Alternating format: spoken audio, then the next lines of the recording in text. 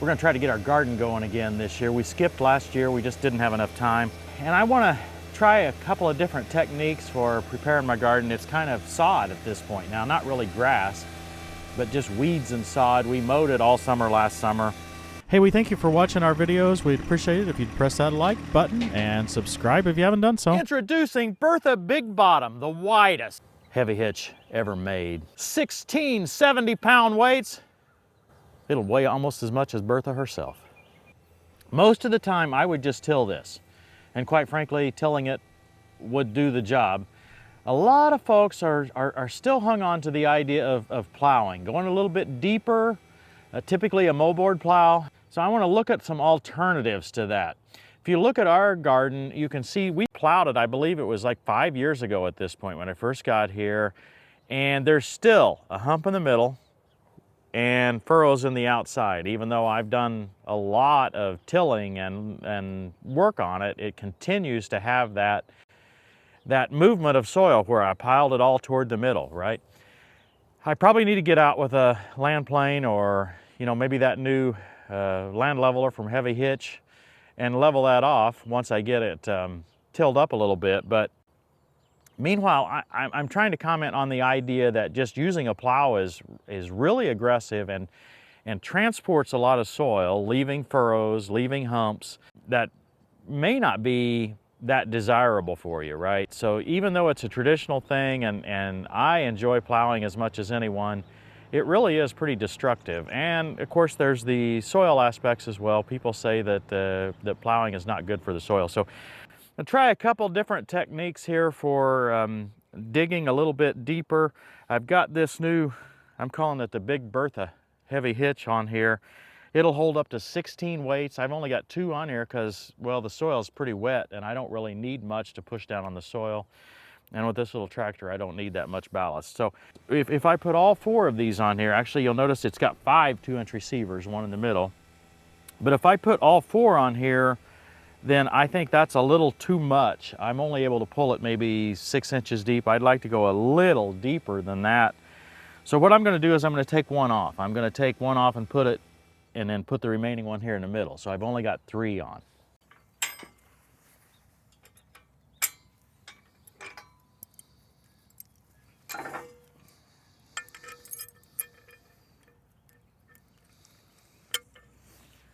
That looks fairly easily done. Yeah, I mean, it's trivial, right? 2-inch receiver. Pull this with your truck, Christy. Put it on your little she truck and you can come out here and Oh yeah, plow the garden with your little Honda Ridgeline. My Ridgeline doesn't need to be in the garden. No, Thank you it's very a little much. too prissy for that. No, it's too nice. Oh, okay. Well, let's try this with 3 shanks. I think there'll be a couple of benefits. Number one, down there a little ways, I got it kind of balled up with some sod that didn't fit between the shanks. And the other thing is I think I'll be able to pull it a little bit easier. I also think you couldn't drive straight. Shh. They'll never notice. That's what I'm here for.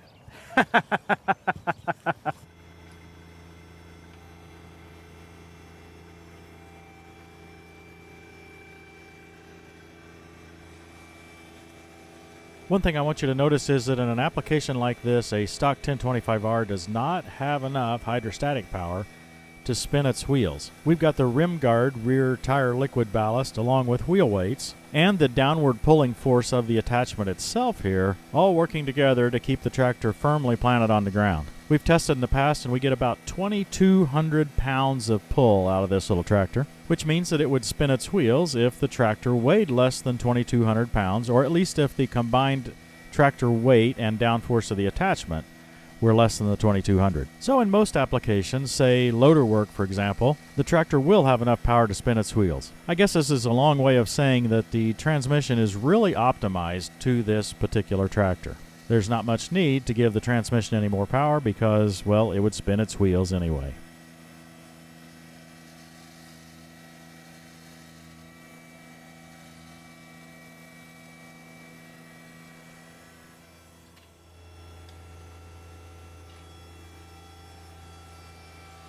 You might notice that we stop and then lunge forward occasionally. At those points when we stop, it's pulling harder than the tractor can handle. So in response to that, I lift the 3-point hitch slightly until we go forward again. Once we get to pulling it easily again, then I'll slightly lower the 3-point hitch, and the process goes on and on and on. You'd think we could just set it to a given position and not worry about it, but the wheelbase on the tractor is so short that any change in elevation for the front tires will make a pretty drastic difference on how deep the attachment's digging. I suppose we could rig up some gauge wheels to try to keep that depth more consistent, but it's really not worth it. I can kind of lift and lower it as we go here. You can see it's not that big of a deal.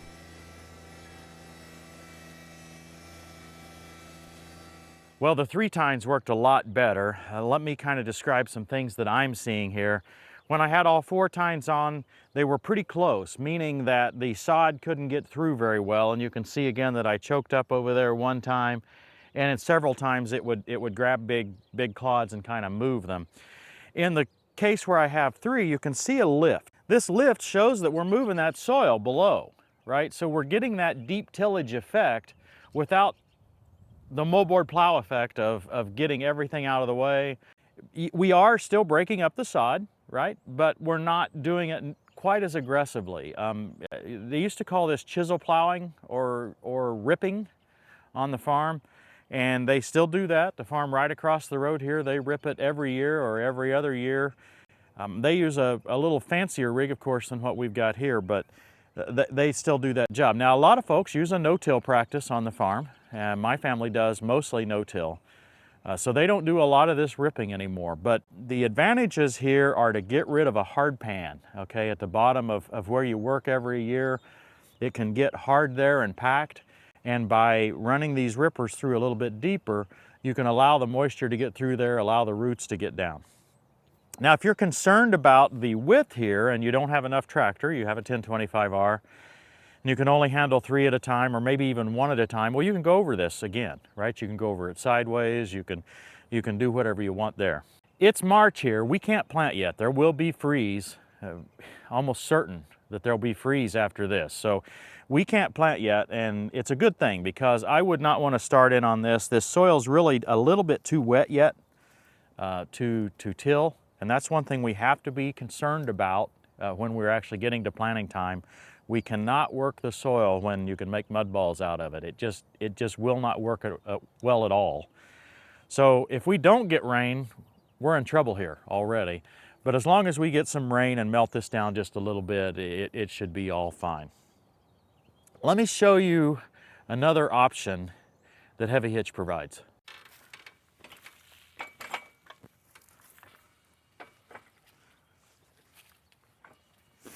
These are the 18-inch teeth.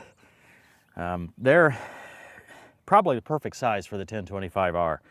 It's pretty hard for it to work that much deeper than that anyway. And they just give you kind of a good combination. We're lifted as high as we can lift and be level with a stock 1025R.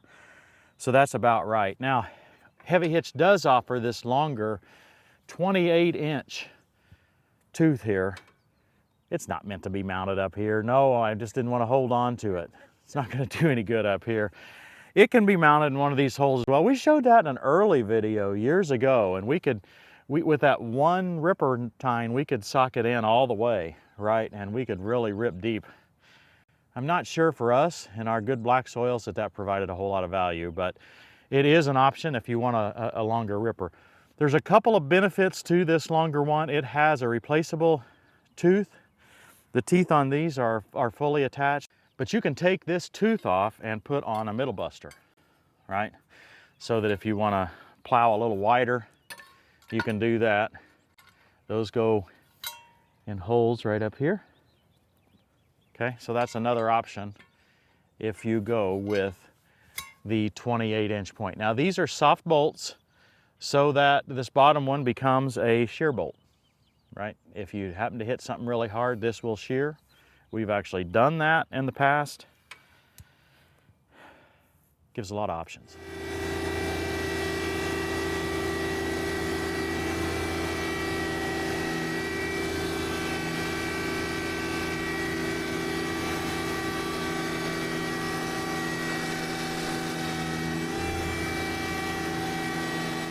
I think this will help our garden to dry out a little bit earlier this spring. We have an awful time getting our garden dry enough to work until it's really late. The soil really stays wet here.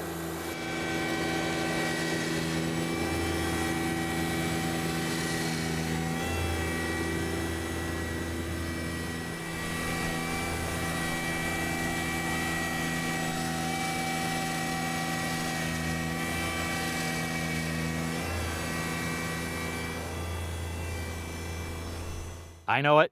You were asking. I could see you were asking right there in the comments. You wanted to see what it would do with only 2 tines. So let's try it.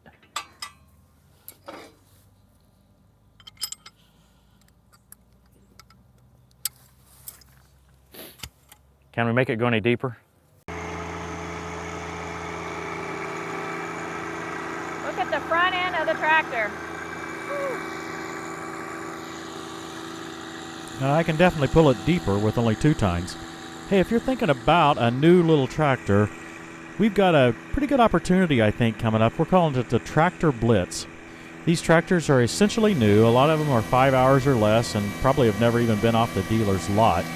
They'll be listed at a starting price that's much less than the price of a new one.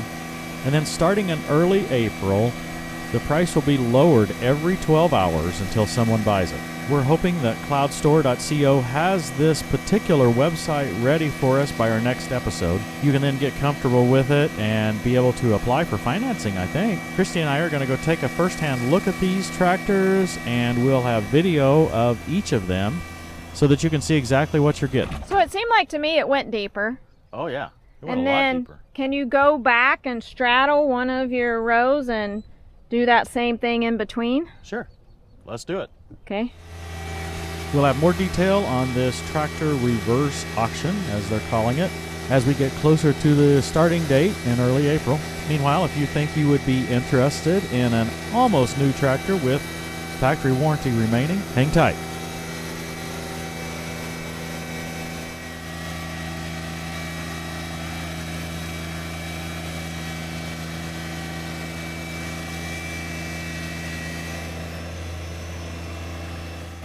With 2 tines, you can achieve the exact same spacing as 3 by doing that overlap technique. There should be no problem at all by doing that, and you'll notice I got the same spacing. Now this time, I'm at the edge of the area we're gonna rip, right? So I'm gonna overlap. It'll be interesting to see what it looks like behind this tine here that's taking, you know, essentially half a space, right? So it should rip it up even more. Let's check it out.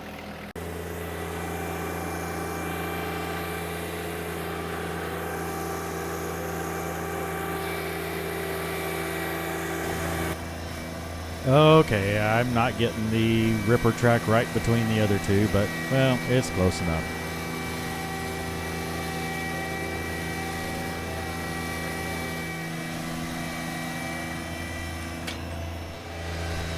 Last pass here, and I'm noticing that it's pulling a little bit easier when I'm going over these areas that have already been ripped. I think that's a good indication that we actually are getting that soil lifted a little bit, so I think that's a good thing.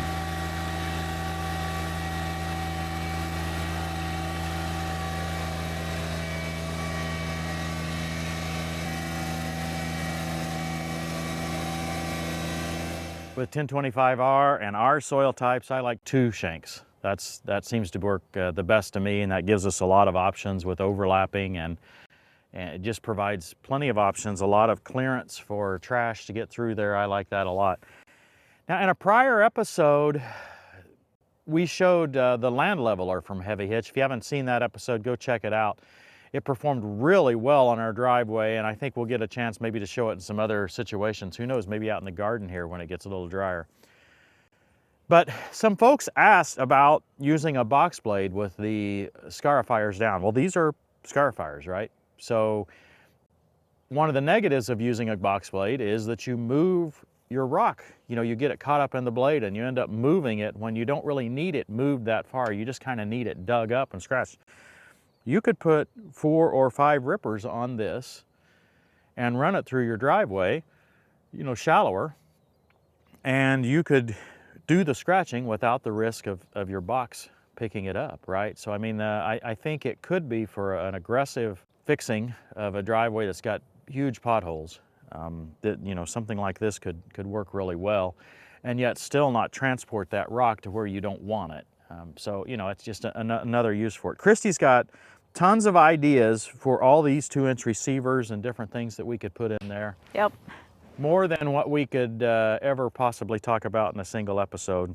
We've got a new attachment that I've not shown before coming up that we want to show on this garden next. Now, hopefully it rains a little bit between now and then. I say a little bit. I do want a little bit of rain to kind of melt this a little bit, but I hope that it doesn't just rain inch and another inch and another inch and another inch, and it's, you know, June before we're able to be out here again. So, but we do have a new attachment that we've not shown here on our property, and I think I'm excited about showing that. Meanwhile, this is pretty good. I'm pleased with this result for what I was trying to accomplish today, right? This is just a primary tillage. We got deeper than we could with the tiller. I can taste that sweet corn now. Thanks for watching, everybody. We'll see you next time on Tractor Time with Tim. For as the soil makes the sprout come up and a garden causes seeds to grow, so the sovereign Lord will make righteousness and praise spring up before all nations. Introducing Bertha Big Bottom, the widest heavy hitch ever made. 16 70-pound weights. It'll weigh almost as much as Bertha herself.